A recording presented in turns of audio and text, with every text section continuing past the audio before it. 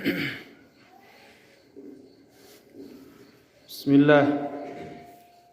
الله الحمد لله الذي هدانا للإسلام.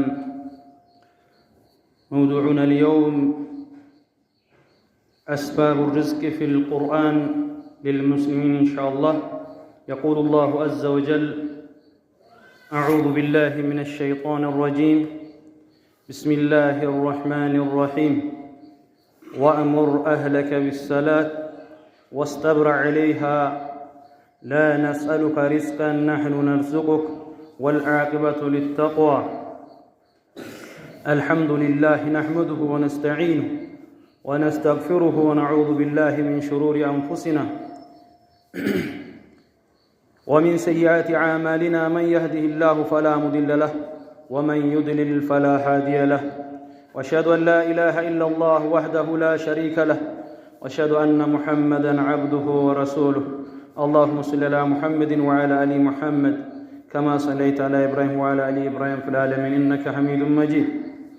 يقول الله تبارك وتعالى: يا أيها الذين آمنوا اتقوا الله حق تقاته ولا تموتن إلا وأنتم مسلمون. أما بعد، أيها المؤمنون، فإن موضوع الرزق من أهم المواضع التي تهم الإنسان، وقد بين الله سبحانه وتعالى في كتابه الكريم أسباباً عديدة لجلب الرزق والبركة في الحياة. نذكر منها السبب الأول من أسباب الرزق التي ذكرها القرآن هو التقوى. يقول الله تعالى: ومن يتق الله يجعل له مخرجا ويرزقه من حيث لا يحتسب. إن التقوى الله تعني الخوف منه وترك ما نهى عنه والالتزام بما أمر به، فهي مفاتيح للحصول على الرزق. فمن يتق الله ويخافه ويتجنب معاصي يفتح الله له أبوابا للخروج من ضيق والمشاكل، ويرزق من طرق لم يكن يتوقع أو يحسب لها حسابا. والسبب الثاني هو أداء الصلاة. إنها من أهم الأركان الإسلام ولا بد لكل مسلم أن يقوم بها.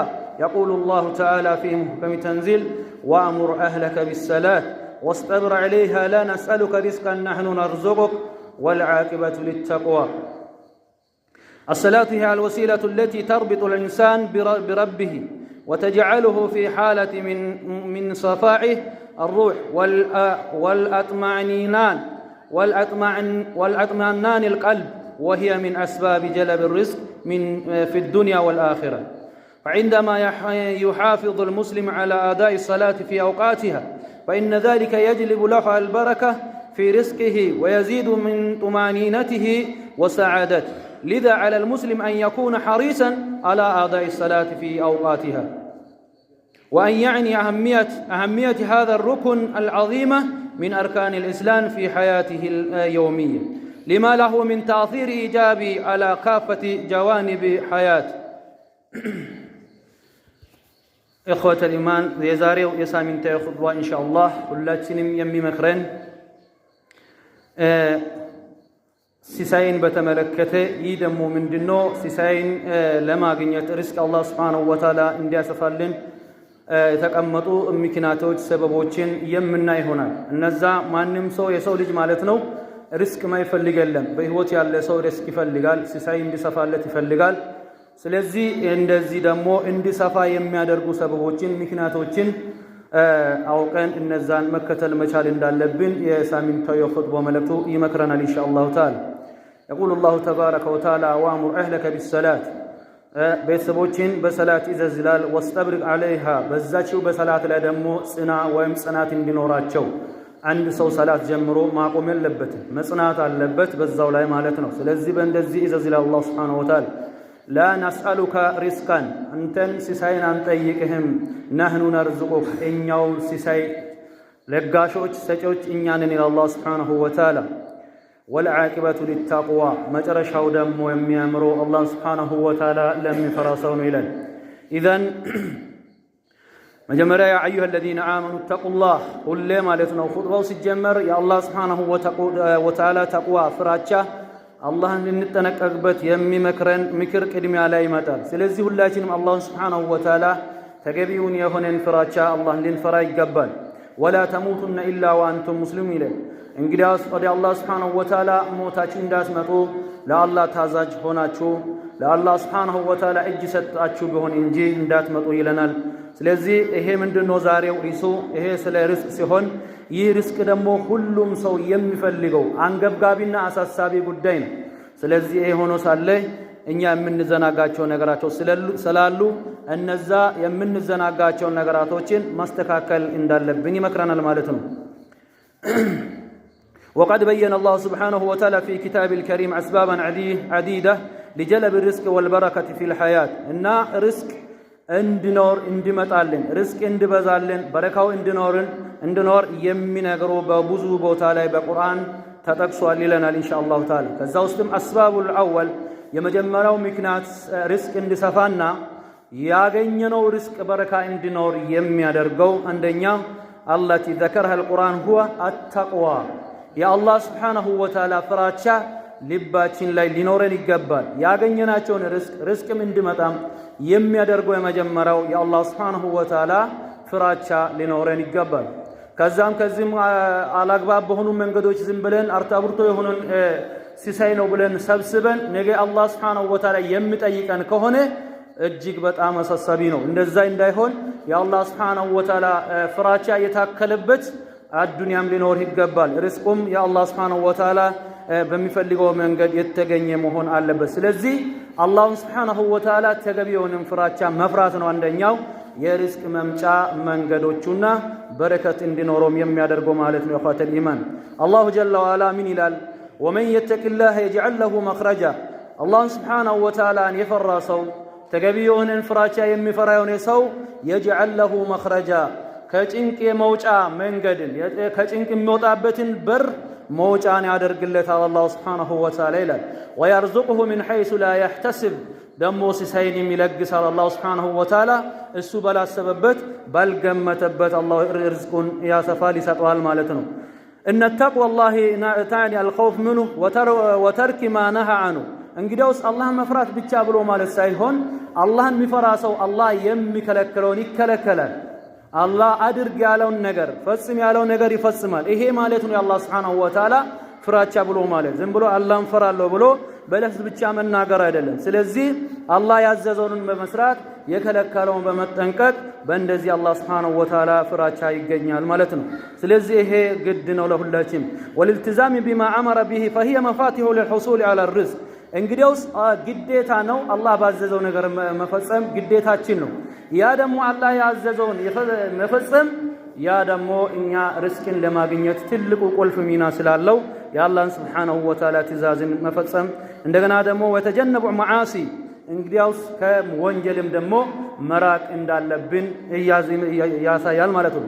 አንድ ሰው አላህን ሱብሓነሁ ወተዓላ ፈራ ማለት ከወንጀል ይርቃል። ምክንያቱም የአላህ ፍራቻ ከቀልቡ ስትነሳበት ነው የሰው ልጅ ወደ ወንጀል የሚወርቀውና የሚሄደው ማለት ነው። ስለዚህ ያ አላህ ሱብሓነሁ ወተዓላ በሚፈልገው መንገድ የአላህን ሐድን ድንበሩን ተጠንቅቆ እንግዲያውስ የርዝቅ መስፋትና የበረከትን ጉዳይ ያገኛል ማለት ነው። ኢዛን የፍተሁ ላሁ ለሁ አብዋበን ሊልኹሩጅ ሚነ ዲቅ ወልመሻኪል እና አላህ ሱብሓነሁ ወተዓላ ደግሞ በሩን ይከፍትለታል እሱ ከጭንቀት ከችግር እንዲወጣ መውጫም ያደርግለታል አላህ ሱብሓነሁ ወተዓላ ለሚፈራው ባሪያ ማለት ነው። ወየርዙቅሁ ሚን ጡሩቅ ለም የኩን የተወቀዐሃ እና ምንም እሱ ግምት ውስጥ ባላስገባበት መንገድ ባላሰበበት አላህ ሱብሓነሁ ወተዓላ ሲሳይን ይሰጠዋል ይረዝቋል ማለት ነው። ወሰበብ ታኒ ሁለተኛ ደግሞ ሰበብ ወይም ምክንያት ርዝቅ እንድናገኝ በረከት እንድኖር የሚመክረን የሚያሳየን ምንድነው? ሁወ አዳኡ ሰላት ሁላችንም ይሄ እንትን የምለን ማለት ነው። ስለዚህ አንድ ሰው ርዝቅ እፈልጋለሁ በአዱንያ ላይ ለአኺራም ስንቅ ይዛለሁ የሚል የሆነ ሰው ሰላትን ወቅቱን ጠብቆ መስገድ አለበት። ሰላት ሳይሰግድ አንድ ሰው ሰላትን የተወ ሰውየው በራሱ ላይ ርዝቅ በርን ዘግቷል ማለት ነው። ስለዚህ ሁለተኛ እንትኑ መስፈርት ወይም ሁለተኛ ሰበቡ ሰላትን መስገድ ነው። ኢነሃ ሚን አህሚ አርካኒል ኢስላም ሰላት እንግዲያውስ አንገብጋብና አሳሳቢ የሰላት ማዕዘናት ውስጥ ያለችው ናት። እንግዲያውስ የአላህ አንድነትን ከመሰከርን በኋላ አንድ ሰው ሻዳ ሲል ወደ እስልምና ሲገባ ከመሰከረ በኋላ ሁለተኛ ደረጃ ላይ ያለው ሰላት ነው። ስለዚህ ይሄ ሰላት ለአንተ የርዝቅ በር መክፈቻ ነው። ስለዚህ ሰላትን አሳምረን አስተካክለን መስገድ መቻል አለብን ማለት ነው። ወላ ቡዳ ለኩል ሙስሊም አን ያቁመ ቢሃ በሰላት በዋጅብነቷ ጠብቆ እሷን ወቅቷን ጠብቆ መስገድ ግዳጅ ነው አንድ ሙስሊም ነኝ ለሚል ሰው ማለት ነው። يقول الله عز وجل في محكم تنزيل وأمر أهلك بالصلاة ቤተሰብህን በሰላት ምከር ይላል። ዛሬ ሚስት ትሰግዳለች፣ ባል አይሰግድም። ባል ይሰግዳል፣ ሚስቱ አትሰግድም። ባልና ሚስት ይሰግዳሉ፣ ልጆች አይሰግዱም። እንዲህ አይነት በቤታችን ሞልቷል። ስለዚህ ይሄን ልናስተካክልበት ይገባል። እኛ ጠባቂዎች ነን። ጠባቂዎች ከምንጠብቀው ነገር እንጠየቃለን። እቤት ውስጥ ልጆች ካልሰገዱ ሚስቶቻችን ማይሰግዱ ከሆነ እንጠየቅበታል፣ አይቀሬ ነው። በተለይ አባወራ ለቤቱ ኃላፊ ነው፣ መስገድ አለበት። ሴቶች ልጆች حتى እንግዳ እንኳን እሱ ቤት ያለው ሙስሊም ከሆነ መስገድ አለበት። ለስራ እንኳን ጉዳይ መጣ ማለት ነው እንጠየቅበታለንና ይሄን ቤተሰቦችን በሰላት ምከር ይላል። ወስጠብር عليها በዛ ላይ ደግሞ ጽና። ወይ ከዓመት አንዷን ወር ነሽጠ ሰግደ መተው አይደለም። ወይ ከጁማ ከሳምንት ጠብቀ ጁማን ሰግደ መተው አይደለም። ወይ ከሳምንት ውስጥ የተወሰነ 3 ቀን ሰግደ ታሪኩ ሰላት ሌላው ጊዜ መተው አይደለም። ስለዚህ በዛ ላይ ጽና ለአላህ Subhanahu Wa Ta'ala እዛ ላይ የሚሰግደው ሰው መጽናት አለበት፣ ዘውታሪ መሆን አለበት። እስከ ለተሞት ድረስ ሰላት መስገድ አለበት። لا نسألك رزقا እናንተን ርዝቃን ጠይቅን በላበል ይላል። ርዝቃን نحن نرزقك አንተንም እናንተ ሁላችንም የምንረዝቀው ሲሳይ ሰጪዎች አላህ Subhanahu Wa Ta'ala እኛ ነን ይላል። እኛን የሚለው ቃል አላህ ራሱን በተሽሪፍ ራሱን ለማላቅ ነው እና ብዙ ሆነ አይደለም። እና والعاقبة للتقوى መጨረሻው ደግሞ የሚያምረው የሚስተካከለው الله سبحانه وتعالى لم يفروا سول. الصلاة هي الوسيلة التي تربط الإنسان بربه. صلاة بلو مالك يمتاقرن يمتستساسر ከባሪያው ከአላህ ጋር የምትተሳሰርበት የምገናኝበት መገናኛ ነው ሰላት። ሌሎች የእስልምና መስፈርቶች ወይ ከዓመት ሊደርስ ይችላል ወይ በቃ የተለያየ ጊዜ ሊሆን ይችላል። አሁን አጅን ብንመለከት በህይወት አንዴ ነው ግዴታ የሚሆነው። እንደገና ደግሞ ጾም ብናይ በአመት አንዴ ነው፣ ሌሎች ሱና ጾሞች ቢኖሩም ማለት ነው። ነገር ግን አምስት ውስጥ አሰላት የውሚየን በቀን 5 ጊዜ የምንሰግደው ሰላት ከአላህ Subhanahu Wa Ta'ala በቀን 5 ጊዜ የምንገናኝበት ማለት ነው፣ ከሱና ውጪ ማለት ነው። ስለዚህ ይሄ ከአላህ ጋር የሚያስተሳስረን ነገር ስለሆነ ሰላት የርዝቅ መምጫና የበረካ ዋና ቁልፍ ነው ይለናል ማለት ነው።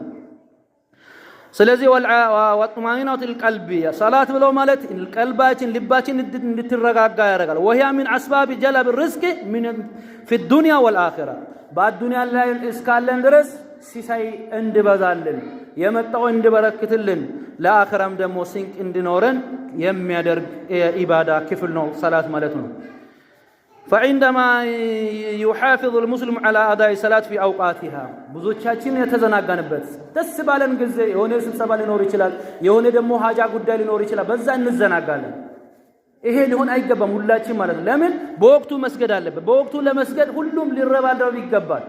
حتى አዛን ተብሎ ግቢ መተን ቁጭ ብለን ወሬ የምናወራ ሰዎች አለን። ይሄ ከዚህ ልንጠነቀቅ ይገባል። ምክንያቱም አላህ Subhanahu Wa Ta'ala የሚፈልገው ሰላቱን በወቅቱ እንድንሰግድ ነው አላህ የሚወድ። ለዛ ያ ደግሞ የርዝቅ ማግኛ ወይም የርዝቅ መምጫ ቁልፍ ሚና ስለሆነ ሰላትን በወቅት መስገድ አለባችሁ ይለናል ኢንሻአላህ ተዓላ። وأن يعني أهمية هذا الركن العظيم من أركان الإسلام في حياة اليومية በየቀኑ የምንፈጽማቸው ይሄ እንግዲያውስ ትልቁ መሰሶ የዲን አካል ነው ሰላት ነው። ሁላችን ሰላትን አሳምረን አላህ Subhanahu Wa Ta'ala በሚፈልገው መልክ ልንሰግድ ይገባል ማለት ነው። السبب الثالث ሶስተኛ ደግሞ የርዝቅ መምጫና የርዝቅ በረከት እንዲኖር የሚያደርገን አልእስትግፋር። ሁላችንም ዘንግተናል። ይሄ እስትግፋር ምሕረት መጠየቅ ወንጀል እንደማንሰራ ሁላ ወላሂ እስትግፋር ላይ ዜሮ ሆነናል ሁላችን። حتى ሰላት ጨርሰን እንኳን አስተግፍሩላህ ለማለት ይከብድብናል። አልለመድነው። ይሄ መልመድ አለብን። የርዝቅ መምጫ ትልቅ ቁልፍ ሚና ያለው ነው እስትግፋር። ወንጀለኞች ነንና ኩሉ በኒ አደም ኸጣ ወኸይረ ኸጣ ተዋቢን ስለሚል ማለት የአደም ልጆች ሁሉ ተሳሳቾች ናቸው፣ ከስህተት ደግሞ የሚመለሱ ሰዎች እነዛ በላጮች ስለሚለን እንደ እስትግፋር ማድረግ መቻል አለብን። وهو وسيلة عظيمة لجلب الرزق وزيادة البركة ርዝቅ እንዲመጣ ትልቅ ቁልፍ ነው። የመጣው ርዝቅም ደግሞ በረካ እንዲኖረው በረካው እንዲጨምር ትልቅ ሚና አለው እስትግፋር። ስለዚህ እስትግፋር ማድረግ አለብን ማለት ነው። إن فقد ذكر الإمام القرطبي في تفسيره عن ابن السبيح قصة تظهر أهمية الاستغفار. الاستغفار إن قدوس عن القرطبي مبال تلاقسو انديالو حيث قال شكى رجل إلى الحسن الجودي عند سومتنا سل درك تناقره ምክንያቱም አካባቢ በጣም ዝናብ ባለመዝነቡ ድርቅ በጣም ተከስቷል የሰው ልጅ እንስሳ ሁሉ በጣም ተርቧል ብሎ ሲሞታ አቀረበ فقال له استغفر الله الله ምሕረት ለምናል وشكى آخر إليه الفقر አሁንም ስለ ድህነት አውርቶ አንዱ ደግሞ አሁንም ሲሞታ አቀረበ فقال له استغفر الله አሁን ለሱ ምሕረት አላህን ምሕረት ለምኗል ምክንያቱም ወንጀላችን ስለበዛ ነው وقال الآخر ادعو الله أن يرزقني ولدا أن ليلة دمو سوستኛ መጣና እስቲ ዱዓ አርግልኝ እኔ ልጅ የለኝም አላህ ልጅ እንዲሰጠኝ ዱዓ አርግልኝ አለው እንግዲያውስ فقال استغفر الله አሁንም وشكى إليه آخر جفاف بستان ሌላኛው መጣና ደግሞ የአታክልት ማሳዎች እንዳለ ደርቋል በጣም ፀሐዩ አቃጥሎ ሞቷል ደርቋል አለ فقال له استغفر الله አሁንም استغفار አርግ ምሕረት ለምና الله فقلنا له في ذلك يقولهم بندزي ملك نغرنال فقال اسو دمو انداله ما قلت من عندي شيئا اني كراسه فطره يالكوت ነገር አይደለም አለ ሸይኹ ማለት ነው ان الله تعالى يقول في سوره النوح استغفروا ربكم انه كان غفارا ይላል ይሄ ከራሴ ዝም ብዬ ፈጥሬ ያልኩት ሳይሆን አላህ Subhanahu Wa Ta'ala ምሕረትን ለምኑ እሱ እኮ ምሕረት አድራጊ ነው ይላል በሱረቱ ኑህ يرسل السماء عليكم مدرارا በእናንተ ከሰማይ ዝናብን እኮ ያወርድላችሁ ላከታትሎ ይሄ ነው አላህ ምሕረት ለምኑ ይለናል ይላል ويمددكم بأموال وبنين ويجعل لكم جنات ويجعل لكم أنهارا እንግዲያውስ ويمددكم بأموال ገንዘብን ይለግሷቸዋል ልጅንም ይሰጧቸዋል ስለዚህ እሱን ለምኑ ويجعل لكم جنات እናንተም ደግሞ አታክልት ማሳ ያደርግላችኋል ደርቆ የነበረውን ያንበሸብሻቸዋል ويجعل لكم أنهارا ወንዞችም በቀይ ጅረቶችም ይፈሱን ያደርግላቸዋልና አላህ Subhanahu Wa Ta'ala ምሕረት ጠይቁ ይለናል ይሄን ተንተርሼ ነው ይሄን ያልኩት አለ ማለት ነው ሼኹ ስለዚህ بهذه يتضح أن الاستغفار ليس فقط وسيلة للمغفرة الذنوب ወንጀል መማሪያ ብቻ ሳይሆን የርስቅ መምጫ መንገድም ነው بل هو ايضا سبب لجلب الرزق وتحقيق النعم مختلفة في الحياة በህይወታችን ባለን ጊዜ ብዙ ኒዕማዎች ጸጋዎችን እንድናገኝ የሚያደርግ ነገር ስለሆነ استغفار ላይ ጠንክሩ ይለናል ኢንሻአላሁ ተዓላ السبب الرابع لجلب الرزق እንደገናም ደግሞ በአራተኛ ላይ የተቀመጠው ርስቅ አላህን እንዲሰጠን ርስቅ እንዲሰፋልን በረካው እንዲኖር የሚያደርገን هو الانفاق መስጠት መጸወት ሰደቃ ማብዛት ይሄ ርስቃችን ያገኘነው ርስቅ በረካ እንዲኖረው እንደገና ደግሞ ርስቅን ጠቦብን ከሆነም እንድመጣልን ያደርጋል ሰደቃ የሚሰጠው ሀብታም ነው ብለን እናምናለን ሁላችን ማለት ነው አይደለም ርስቅ እንድመጣ የምትፈልግ ከሆነ ካለች ለሰደቃ አውጣ አላህ እንደሚሰጥ ደግሞ ሙሉ መተማመን በአላህ ላይ ሙሉ ያቂንነት ሊኖር ይገባል ማለት ነው من اهم الاسباب التي تجلب الرزق والبركه للانسان فالانفاق يعتبر وسيله لتوسيع الرزق وزياده بفضل الله እንግዲያውስ ርስቅ እንዲሰፋ الله سبحانه وتعالى ጸጋው እንዲጨምሩ የሚያደርግ ነው ይሄ መስጠት يقول الرسول الله صلى الله عليه وسلم في حديث القدس قال الله عز وجل انفق عليك ስጥና ትሰጣለህ ይላል ማለት ሐዲስ القدس ላይ መስጠት ከሆነ الله سبحانه وتعالى ይሰጠናል ማለት ነው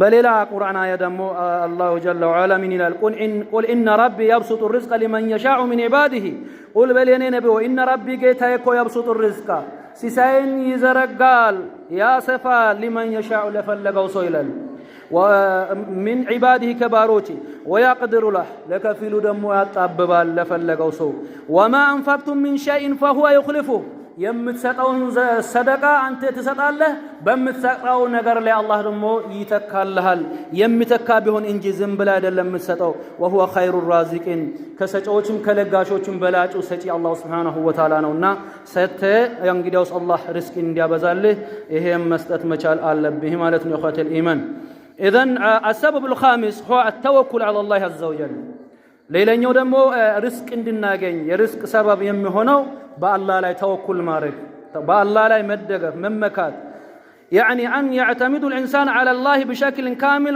ويثق به في جميع أمور حياته አንድ ሰው ተወኩል ሲያደርግ አላህ እንደሚሰጠው ሙሉ መተማመን መቻል አለበት። ማመን አለበት አላህ ሰጪ መሆኑን ማለት ነው። ሰዋء كان صغيرا او كبيرا ትልቅም ሆነ ትንሽ አላህ እንደሚረዝቅ ማወቅ አለበት። ዛሬም ያውቃል ሚያበላ ሚያጠጣ ማን ነው ቢባል አላህ ነው ይላል። ስለዚህ ሊያምንበት ይገባል። هذا التوكل لا يعني ان يجلس الانسان دون عمل اوصى ይህ ማለት ደግሞ ተወኩል አድርጋለሁ ብሎ ቁጭ ብሎ መቀመጥ አይደለም። ሰበብያውን ማድረስ አለበት። መስራት ካለበት መስራት አለበት። መልፋት ያለበትን መልፋት አለበት። ከዚህ ጋር አላህ እንደሚሰጥ እርግጠኛ መሆን ነው እንጂ እጅ እግሩን አጣጥፎ ቁጭ ብሎ አላህ ይሰጠኛል እሱ ረዛቅ ነው ብሎ መቀመጥ አይደለም። እስልምና እንደዚህ አይነት ነገር እንትና አይደግፍም። መስራት መልፋት፣ አንተ ለፍተህ የልፋትን አላህ ደግሞ በረካ እንዳደረግልህ የልፋትን አላህ እንዲሰጥህ ነው እንጂ ቁጭ ብለህ አጣጥፎ ቁጭ ብለህ ተወኩል አደርጋለሁ ማለት አይደለም ይላል። بل يعني أن يقوم بما عليه من واجبات ويبذل ما فيه وسع ثم يترك التناعي بيد الله أن ترفون ሰርቶ የሚያገኘው ውጤቱን በአላህ እጅ ላይ መተው ነው። እሱ ነው የሚያደርገው ብሎ መተው ነው ተወኩል ማድረግ። ሳይሰራ ቁጭ ብሎ ይሰጣል ማለት ሳይሆን ውጤቱን አላህ ይሰጣል። እንደገና ደግሞ ትርፋማ ያደርጋል። በምትሰጠው ላይ በምትሰራው ላይ በረካ ያወርዳል ብለህ ማመን ነው እንጂ ዝም ብለህ ቁጭ ማለት አይደለም ነው። እና ويثق بأن الله سيعطيه ما هو خير له أوضح لنا النبي صلى الله عليه وسلم ስለ እንግዲያውስ ተወኩል ነብዩ ሰለላሁ ዐለይሂ ወሰለም ግልጽ አደረጉ። አህሚየት التوكل في حديث شريف በተከበረው ሐዲስ ላይ ስለ ተወኩል የሚመክረን አሳይቶን ነግረውና ነብዩ ሰለላሁ ዐለይሂ ወሰለም ምን አሉ? ለው አንኩም ተተወከሉነ ዐለ አላህ ሐቀ ተወኩል እናንተ በአላህ ሱብሓነሁ ወተዓላ ተወኩል ብታረጉ ብትመኩ ይላል። ሐቀ ተወኩል ትክክለኛ ተገቢ የሆነ መመካትን ብትመኩ ኖሮ ለረዘቀኩም ከማ የርዝቁ الطير አላህ ይረዝቃችኋል ሲሳይ ይሰጣችሁ ነበር። እንዴት? ልክ ወፍን እንደ ረዘቃት ተግዱ ኺማሰን ጠዋት በባዶ ሆድ ትወጣለች። ተርባ ማለት ነው። እቺ ወፍ በአላህ ላይ ተወኩላ ነው። ማሳ የላት ምን የላት ትወጣለች ይላል። ወተሩሑ በቢጣነን እንግዳውን ወደ ማምሻ ደግሞ ስትመለስ ጠግባ ትመለሳለች። ልክ እሷን እንደምንረዝቅ እንደምናበላት እናንተ ሙሉ ተወኩል ቢኖራችሁ ኖሮ ይረዝቃችሁ ነበር አላህ Subhanahu Wa Ta'ala። في هذا الحديث يشبه النبي صلى الله عليه وسلم التوكل الصحيح بتوكل الذي تقوم به الطير እንግዲያውም ወፊቷ እንዴት ባላህ ላይ ተወኩል እንዳደረገች በሱ መሰሉ ነብዩ صلى الله عليه وسلم حيث تخرج في صباح بحثا عن طعامها وهي جائعا እንግዲያው ስብጧት ተርባ በተራበች ትሄዳለች። ወተዑዱ ፊል መሳይ ወቀድ امتلاعا بطونها ሆዷን ሞልታ ትመለሳለች ምንም እርሻ ሳይኖራት። ስለዚህ እቺ ወፊቷ እንደተመካች አይነት በአላህ ላይ መመካት ቢኖራችሁ አላህ Subhanahu Wa Ta'ala ይረዝቃችሁ ነበር ይላል። يقول الله جل وعلا من ይላል በቁርአን ላይ ومن يتوكل على الله فهو حسبه ይላል። በአላህ Subhanahu Wa Ta'ala ላይ የምትመኩ ከሆነ አላህ ራሱ በቂ ነው። ኢነላህ ባሊጉ አምር አላህ ሁሉን እኮ የሚያደርስ ጌታ የሆነ ጌታ ነው።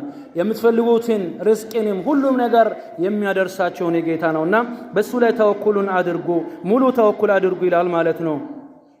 واخيرا السبب السادس ስድስተኛው የርዝቅ ማግኛ መንገዶች ወይም ምክንያቶች ወይ በረካ እንዲኖር የሚያደርጉት ስድስተኛው هو بذل الاسباب للحصول على الرزق الذي كتب الله للانسان في الدنيا. الاسلام لا يحب التوكل من المسلمين. يجب على الانسان ان يبذل الاسباب المشروعه في سعي ورعاء الرزق وان يعتمد على الله في تحقيق النتائج. እና ይሄ ምንድነው ተወኩሉ መጨረሻ ላይ ሰርቶ ለፍቶ አላገኘው ብሎ ማማረር የለበትም። ሪዝቁን አላህ አንተ በምትሰራበት ላይ በረካን ያወርዳል። አላህ እንደሚያወርድ ደግሞ ማመን አለብን። እኔ ሰርቼም እንደውም ምንም የኔ ነገር ግራ ገብቶኛል ምን እንደሆነ አላቅም አትበል፣ አታማርር። አላህ ይሰጣል። የሆነ ነገር እየመለሰ ሊሆን ይችላል። ካንተ ላይ ባላውን እየመለሰ ሊሆን ይችላል። ሰዓቱን ጠብቆ ደግሞ አንተ የምትፈልገውን አይል አላህ ሊያንበሸብሽ ይችላል። አታማርር። አላህ እንደሚሰጥ ታማኝ በአላህ ላይ ሙሉ መተማመን ሊኖር ይገባል። ውጤቱን ደግሞ አላህ Subhanahu Wa Ta'ala ላይ በሱ ላይ ጣለው ይላል። ስለዚህ እና ሰበቡን ማድረስ ይላል። ስድስተኛው አንድ ሰው እየሰራ ያው ካለፈው ጋር የተያዘ ቢሆንም ሰበቡን ያደረሰ ነው መጠየቅ አለበት። ሰበቡን ያደረሰ እንኳን ሰበብና ሙሰበብ የሚባለው ነገር ባይገጥም እንኳን ማማረር የለበትም። እየሰራ ነው ሰርቶ ምንም ነገር አላገኘውም ሊል አይገባም።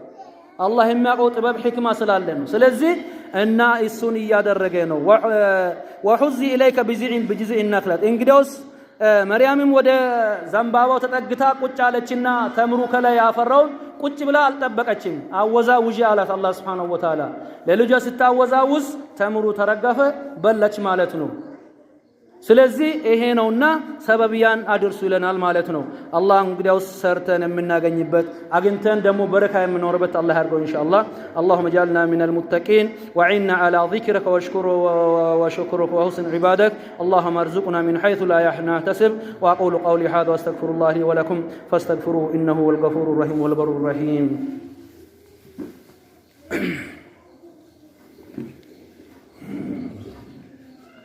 الحمد لله على إحسانه والشكر له على توفيقه ونعمه وأشهد أن لا إله إلا الله وحده لا شريك له وأشهد أن محمدا عبده ورسوله أرسله بالهدى ودين الحق ليظهره على الدين كله وعلى الدين كله ولو كره المشركون أما بعد فاعلموا أن الله أمركم بأمر بدأ به بنفسه فقال إن الله وملائكته يصلون على النبي يا أيها الذين آمنوا صلوا عليه وسلموا تسليما اللهم صل على محمد وعلى آل محمد كما صليت على إبراهيم وعلى آل إبراهيم في العالمين إنك حميد مجيد اللهم اعرض عن الخلفاء الراشدين المهديين الأمراء المرشدين أبي بكر الصديق وعمر بن الخطاب وعثمان بن عفان وعلي بن أبي طالب وعن باقية أصحاب رسول الله أجمعين اللهم اغفر للمؤمنين والمؤمنات المسلمين والمسلمات الأحياء منهم والأموات إنك مجيب الدعوات واقض الحاجات اللهم أجرنا من النار وأجرنا والدنيا من النار اللهم اعز الإسلام والمسلمين وأذل الشرك والمشركين والكفر والكافرين والنفاق والمنافقين